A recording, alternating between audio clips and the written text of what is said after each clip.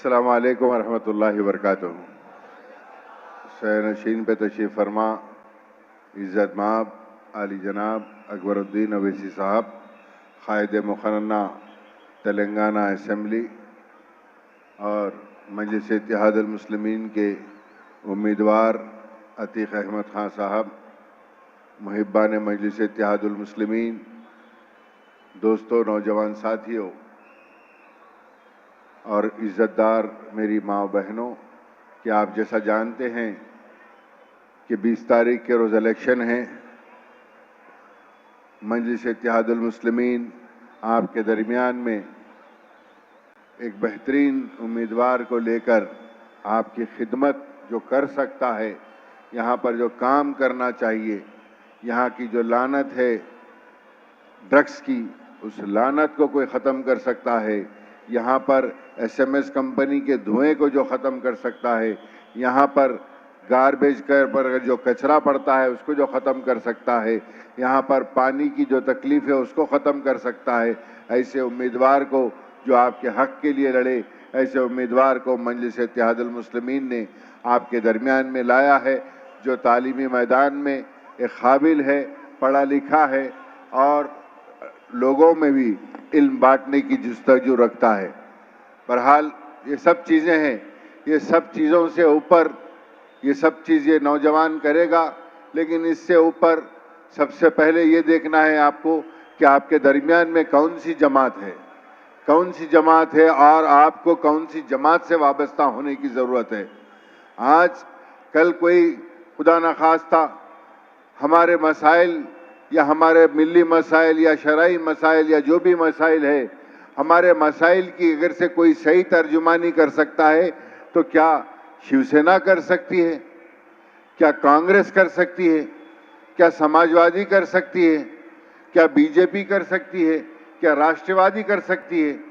कोई हमारे लिए नहीं ठहरेगा। हमारे पास हर कोई आएगा तो सिर्फ अपने वोट के लिए, अपने इख्तिदार के लिए, आपके हक के लिए और आपकी खिदमत के लिए अगर कोई है तो मजलिस इत्तेहादुल मुस्लिमीन। ये बात याद रखिए, आप ये बात याद रखिए।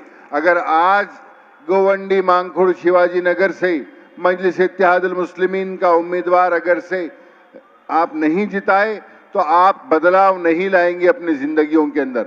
यहाँ पर बदलाव जरूरी है। मजलिस इत्तेहादुल मुस्लिमीन यहाँ से कामयाब होगी तो आपके जिंदगियों में बदलाव आएगा। रोजगार के लिए हर महाज के ऊपर काम करेंगे, तालीमी मैदान के अंदर नौजवानों को तालीम, बच्चों को तालीम के लिए काम करेंगे। हिजाब के ऊपर जो बच्चों के ऊपर हिजाब का मसला आ रहा उसके ऊपर काम किया जाएगा। नामूस रिसालत के ऊपर जो आए दिन उंगलियां उठती है उसके लिए कोई डट के ठहरता है तो है बैरिस्टर असदुद्दीन अवैसी और अकबरुद्दीन अवैसी। इस बात को याद रखिए। वक्फ का बिल आया, एनआरसी का बिल आया, आप लोग गवाह है, आप लोग गवाह है। जिस वक्त सीए एनआरसी का बिल आया किसी ने इसके ऊपर आवाज नहीं उठाई, सिर्फ एक ही खायद था बैरिस्टर असदुद्दीन अवैसी, जिन्होंने फाड़ कर उनके मुंह पर बिल फेंका। क्या आप लोग इस बात के गवाह नहीं है? वक्फ बिल आता है तो ऐवान पार्लियामेंट के अंदर कौन आपके लिए लड़ता है वहां पर? क्या आप लोग इस बात के शायद नहीं है?